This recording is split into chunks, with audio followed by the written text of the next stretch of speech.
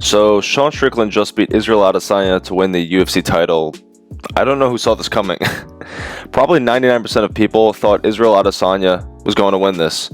Who would have thought Sean Strickland would beat one of the most dynamic strikers in the history of the sport and a man with 75 kickboxing fights? So how did Sean do it? And what did Izzy do wrong? First of all, Sean's defense is ridiculously good, and that's something I didn't expect. I knew he had good defense, but I didn't think his style would work against Israel Adesanya. You'd be hard to find any coach who would teach someone to defend the way Sean does. Minimal footwork, which I'm not necessarily opposed to, but Sean also likes to lean out of the way of punches and move his hands away from his face as he blocks punches. And the Philly shell in MMA has never been used to the same effectiveness that Sean has been able to implement into his game. But his eyes are so good, and his distance management is amazing. It goes to show you that sparring is the single most important thing to do if you want to get better at fighting. It's the closest thing to fighting. All those rounds Sean does on a daily basis has paid off. It may be at the expense of some brain cells early on, but if you can have a near perfect defensive game plan like Sean did, then the payoff is there. Of course, this is all much easier said than done to actually implement into your game, but he did it. And I don't know how he does it, but Sean Strickland always looks like he's making his opponents fight his type of fight. I don't know how else to explain it, but he always makes his opponents very uncomfortable in there, and they're always going at his pace of a fight, however fast or slow he wants to make the fight. And if they are going too fast, like an Abbas Magomedov fight, they can't keep it up for too long because Sean is constantly pressuring. The fact that Sean was able to outpoint Israel Adesanya is wild. Somehow Sean became the best point fighter of all time, maybe. I don't know. And I don't say point fighter as a backhanded compliment, because he didn't just outpoint Adesanya, he beat him up a bit and he outclassed him. So what did Izzy do wrong? Izzy had a hard time hitting Sean the entire fight. It looked like he was looking for that one big shot to snipe Sean with, but in hindsight, Sean is too good defensively for that to be a viable game plan, unless you're Alex Pereira. If Izzy gets another crack at Sean, there are two things he has to do. He has to throw strikes in combination, and he has to mix up his targets. Izzy was either throwing single strikes to the legs and body, or he was headhunting when he threw his hands. And I was surprised Izzy didn't adjust after the first couple of rounds when he couldn't land on Sean. But you know who did adjust when he fought Strickland? Jared Cannonier. Cannonier was whiffing at Sean's head, so as the fight went on, Cannonier started throwing punches to the body, and that set up shots to the head, and he was able to land. So Cannonier would throw a combination starting to the body and end with the head, and that was working for him. He mixed up his targets and he threw in combination. And because of that, Cannonier was able to break Sean's rhythm, and Sean couldn't just march forward without worrying about what was coming back his way, like an Izzy fight. And Cannonier won that fight. It was a close one, but upon rewatch, it was clear that Cannonier landed the more damaging shots. I will admit though, I think the Strickland we saw fight Izzy is a better version than the one that fought Jared. Even if he's only 5% better, at this level, every little bit counts. In the first two rounds, Sean was still reading Izzy and didn't land much outside of that perfect right hand he landed in that first round that dropped Izzy.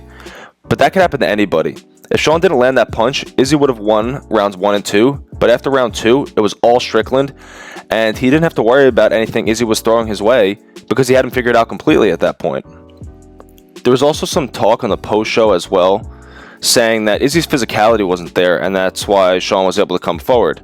I slightly agree with that, because Abbas was able to back up Sean a lot more in round 1 when they fought, but at the same time, physicality doesn't mean much when you can't land.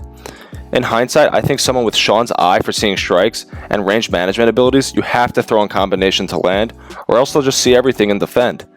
I think another potential way to beat Sean is through absurd amounts of volume, like a Marab vs. Yan type style, because Sean can be content at times to just cover up and lose on activity, even if nothing overly damaging is landing on him. That's how Abbas was able to take the first round off of Sean. But as we know, Abbas was gassed by round 2 in that fight, and I'm not sure that Marab type style is even possible to heavier weight classes. I haven't seen it yet to that extent, so we'll see what happens. With that being said, looks like Dana is pushing for the rematch.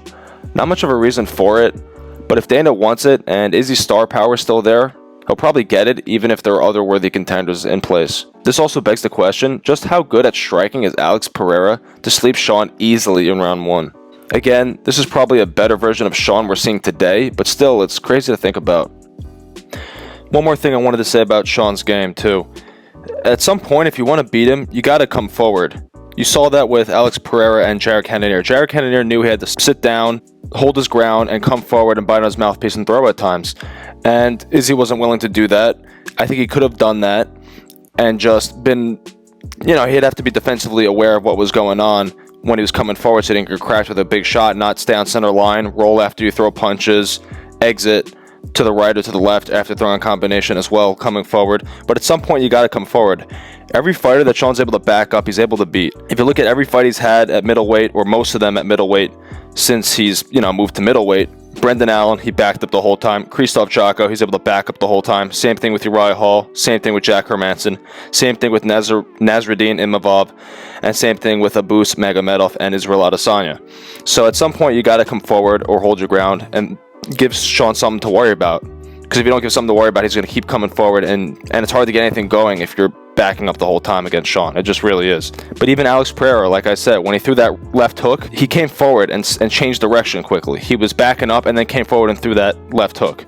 You didn't see Israel come forward, step forward, and land a shot that often. He was always on the back foot, it seemed. Also, when your back is against the cage, your opponent knows either subconsciously or consciously that he could throw more attacks at you then.